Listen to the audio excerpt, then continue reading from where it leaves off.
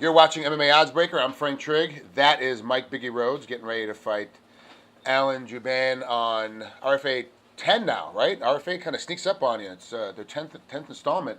You've kind of made a home over there now. You fought RFA 7, had a loss, but bounced back with a win against Benjamin Smith in RFA 8, and here we are coming into 10. How long is your contract with RFA, and how much longer do you think you'll stay with them? I signed a four-fight contract with RFA. My last fight not being included, so this will be my first fight on my actual contract. That Ben Smith fight was just out of the kindness of their heart, for stepping up and taking that fight against Brandon Thatch. I pulled a solid for them, so they looked out for me and giving me that fight. So this will be the first fight on my contract, but I think it could also be my last with a huge finish and an exciting fight over Alan Jouban. You've fought a couple different promotions, Madtown Throwdown and NAFC as well as RFA. How important is it to have a promoter, especially a guy like Ed Suarez, who's obviously known in the MMA community for having a lot of big stars, to have a guy like that take a little bit of faith and go, look, you did us a solid on RFA 7, let's go to RFA 8 and take care of you back. Now let's give you a 4-fight contract. How important is that to have a promoter like that kind of having your back? Yeah, Ed Soros is a great guy, man. He's one of the few really, really good guys in the business. There's a lot of promoters out there that go about things the wrong way, use fighters up and just get them out of there. Ed was gracious enough to see that I stepped up for him and helped their show. So he looked out for me, man, and helping my career. He's a genuine person. After I lost that fight, we had breakfast the next morning, and he kind of broke it down to me how I should be treating my career at this point with putting more money into my training, focusing more on that aspect. So he gave me a lot of advice, kind of mentored me a little bit before even telling me that I was going to receive another fight.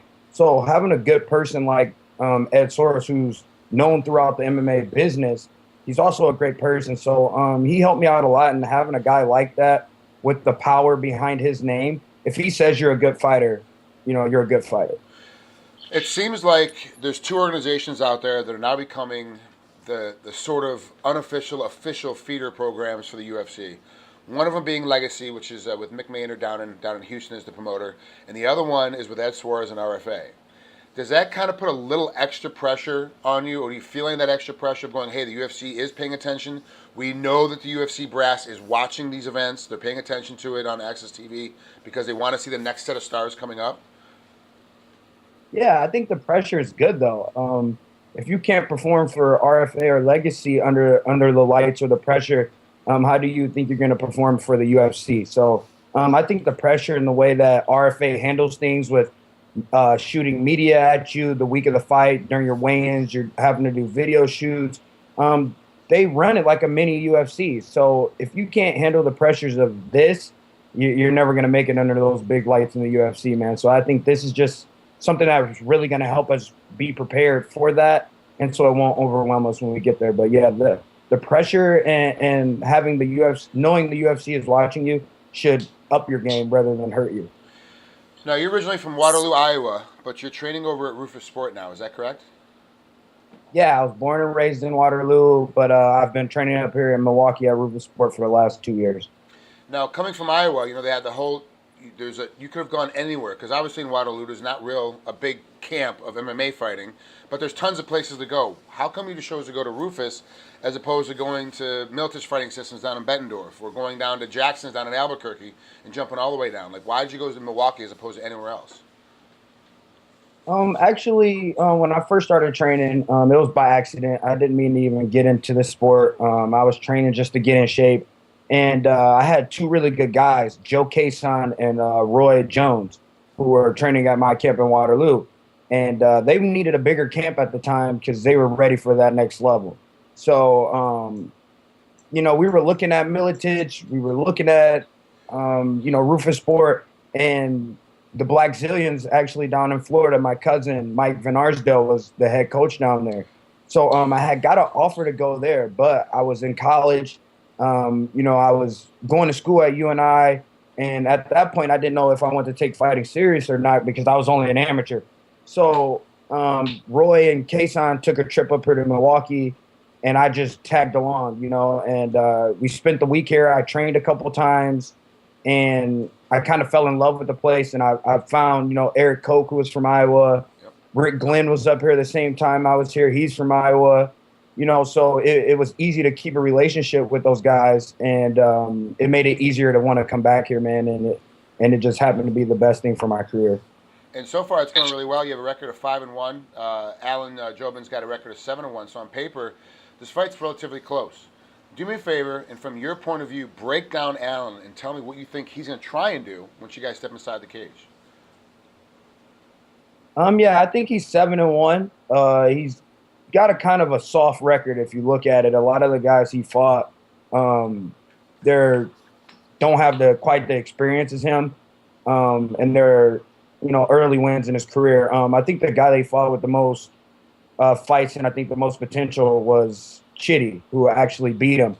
And if I had to break down Alan's game, I would say he's a striker. He's more of a power striker. He's one of those guys who likes to throw everything behind all of his punches. He doesn't really set anything up.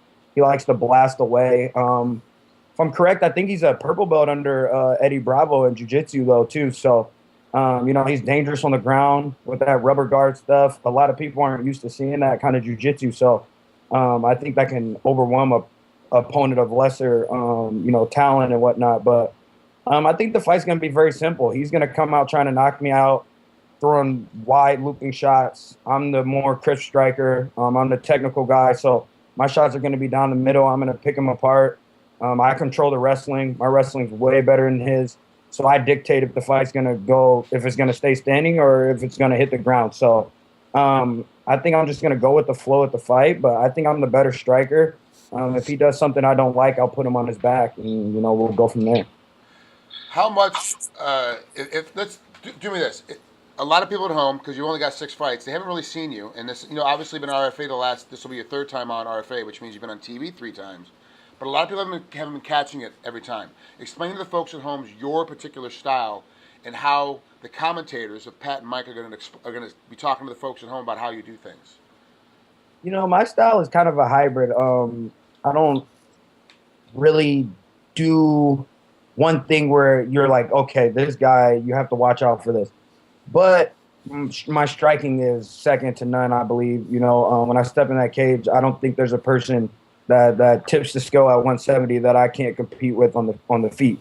So that's my style. Look for that Rufus Sport-esque, that flashy style that can finish the fight at any moment, or we have that style that can technically pick you apart for 25 minutes. I also have the wrestling. I'm from Iowa, so if I want to put you on your back and beat you up there, I've done it in fights, and I will continue to do so.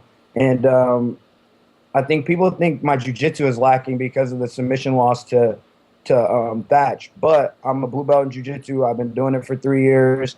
I'm comfortable there. I do gi, no gi. So my style is just, I'm going to finish. That's my style. Through all aspects of the game, I'm looking to finish you, and I think that's going to lead to an exciting fight. And Pat and Michael Chiavello, the voice, man, I just can't wait to hear the iconic saying they come up with this time. The last time was, "Meet me somewhere," or something like that. And it was, it's awesome to hear after the fight. So hopefully I can have one of those moments that Chiavello says something crazy like that and it sticks and makes the highlights. Hopefully he doesn't do it when you're sitting right in front of the commentary position and you're pounding Alan out, and all of a sudden he gives you this one saying, because in the middle of it, as you're blown away, all of a sudden you look up and go, oh, yeah, that was good, and you go back to it again. You want to hopefully catch him when the fight's over and done. You've already got your victory, so you don't have to worry about it. Yeah, hopefully I can catch it on Inside MMA again or something like that. But he's a funny guy, man, and I enjoy having those two guys commentate my fights. Talking to Pat before the fight, he's such a calming presence, and being around him, just exudes confidence for me as well. Him being from Iowa and being such a big name in MMA, and obviously he's being honored at the RFA 10 in Des Moines. So, that'll be another huge thing at the event, and Pat's a great guy. All right, thanks for coming on here with us, Mike. Good luck against Alan. We'll talk to you here, obviously, before your next fight at RFA. Thank you, Val. I appreciate it.